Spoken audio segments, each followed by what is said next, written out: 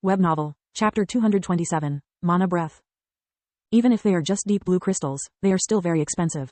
If you fail the following procedure, the gemstone will be destroyed and you will receive another one. There are only 3 crystals for each one of you. Destroying them all will mark the end of the lesson, of the need of attend this subject as well as of any chance of becoming a crystal smith. Since you have come so far, you will still get a passing grade, but no master crystal smith will take an apprentice incapable of handling a blue crystal after 3 months of practice. Professor Farg explained. What's required from you? It's the same thing you have already done countless times, but with a major difference. When you'll use the crystal smith spell scope on the gemstone, you'll notice there are no lines inside. You will only see a dot moving at a speed that will change from time to time.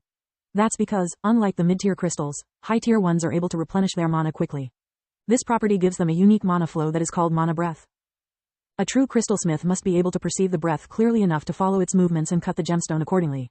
Remember, the density of the mana blade must be kept constant. If you focus too much on the breath, the blade will damage the crystal.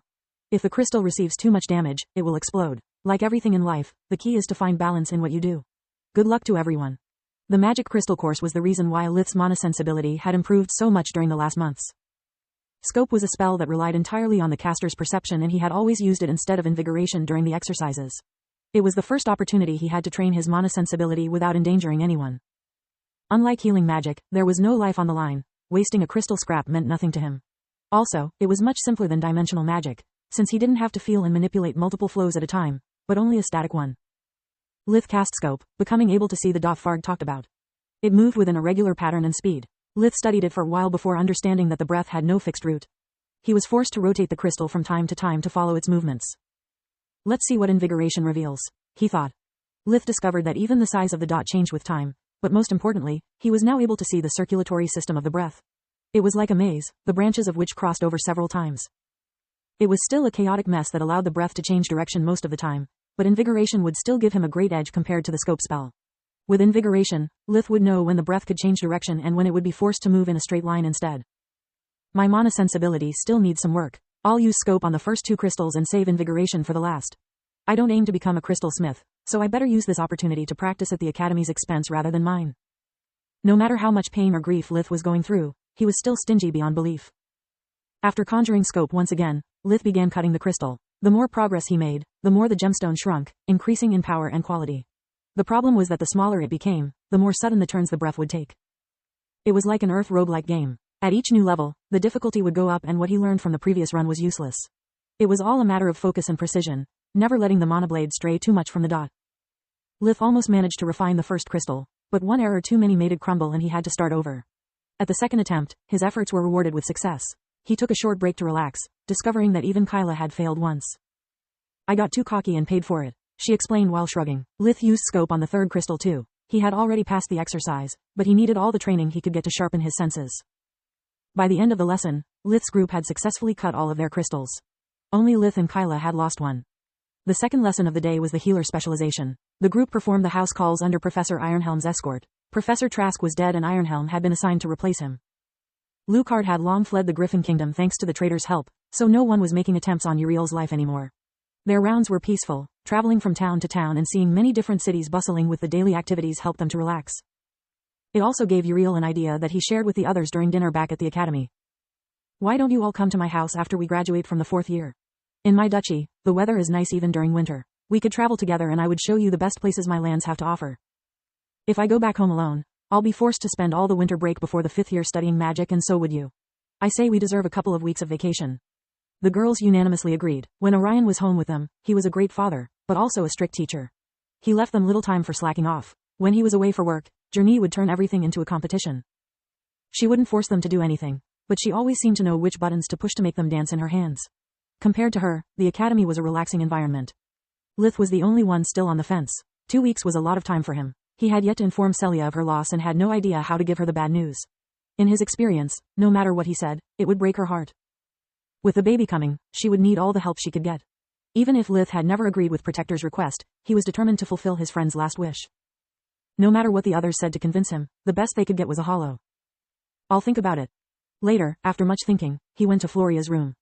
When she opened the door, her hair was arranged in a strange updo, held in place by hairpins and curlers Lith had never seen before. Nice hair, he said, failing to suppress a chuckle. What's that stuff? Something you were never supposed to see. Having long hair is a hassle. Or did you think they are naturally that wavy? She replied with an annoyed tone. I never saw you using them at the mining town or when I was a guest in your home. Well, duh, I had more important things to care about at the moment. In fact, I was always a mess. So you say, I never noticed any mess. His words turned Floria's mood upside down, making her smile from ear to ear.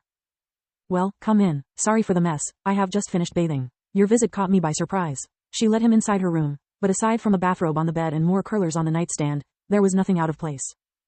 Yeah, sorry, we need to talk. Floria froze in place. In her mind, those words still meant, we have to break up.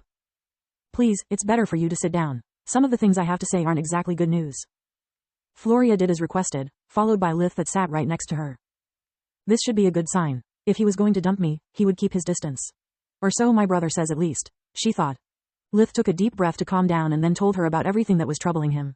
He explained to her how death vision was torturing him, how nightmares still haunted him, and how his body was still recovering. I didn't tell you any of this before because I wanted to leave you some space. You deserved a break from the drama that is my life. If you want. Lith was going to say that he would understand if she wanted to take a break from their relationship or find someone less complicated when he realized that, after he had spoken of his nightmares, she had stopped listening to him. She had stars in her eyes and a big smile on her face. Let me get this straight, she said once she noticed he wasn't talking anymore. Death vision stops when you are with me, like right now? Yes, Lith had noticed that if they were close enough, death vision's effects disappeared. That was the reason he sat close to her. He lacked the willpower to dump her and hold death vision back at the same time. Also, you have no bad dreams when I sleep beside you. Correct again. Floria closed in, her face was now centimeters from his own. Doesn't that mean that I'm special to you? As in really special? You are, but that's not the point. He tried to make her listen to reason, but she put her index finger on his mouth, stopping him.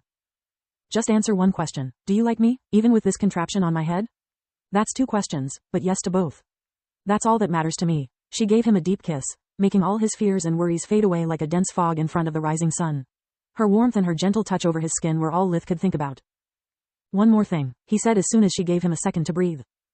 I can't take you out on a date during the weekend. I plan to go back to the mining town and visit Protector's grave. I can't keep being chained to the failures of my past. I need to face them and have my closure. That's the only way I can move on. Great idea. When do we leave? Lith's surprised expression made her giggle. Did you really think I would let you go there alone? Then you were crazier than you think. She kissed him again, this time just a peck, before accompanying him to the door. Sorry, but you can't stay. Let me know when you decide about the trip. We could ask the others to come with us. They need some closure too, especially Uriel. After another goodnight kiss, Floria closed the door behind her. Now that she was alone, she couldn't stop to giggling and smiling like a little girl. I still can't believe Lith told me I'm special to him, nor that I'm the only one that makes death vision stop. Lith returned to his room. When he opened the door, his mind was still arguing with his body about lost chances.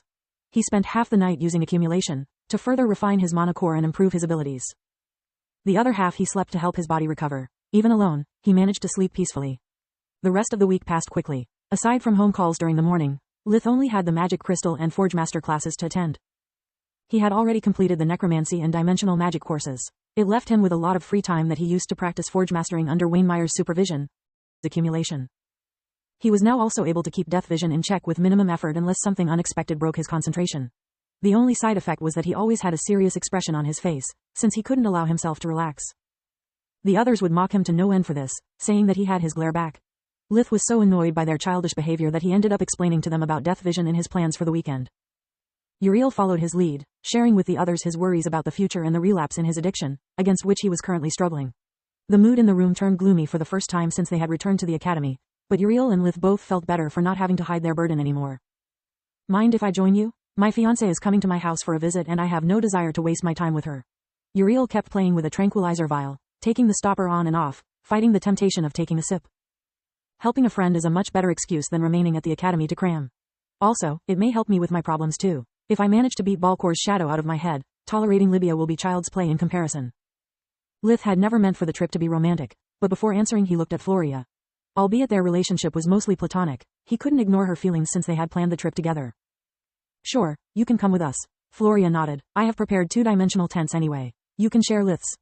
Tents? Lith furrowed his brow. What for? I'm not planning on spending the night there. It would be creepy and depressing. Yeah, especially now that you know you would have to spend it alone, Solis mocked him. She was happy seeing the old cranky Lith back in action. Me neither, Floria shrugged. The forest is a magical place though. With everything that has happened this year, we never managed to have the trip to the forest we had planned after the mock exam. I thought we may as well spend the whole weekend there. At our level, magical beasts are not a threat. It sounds like a plan. Kyla nodded. We all need some rest and relaxation.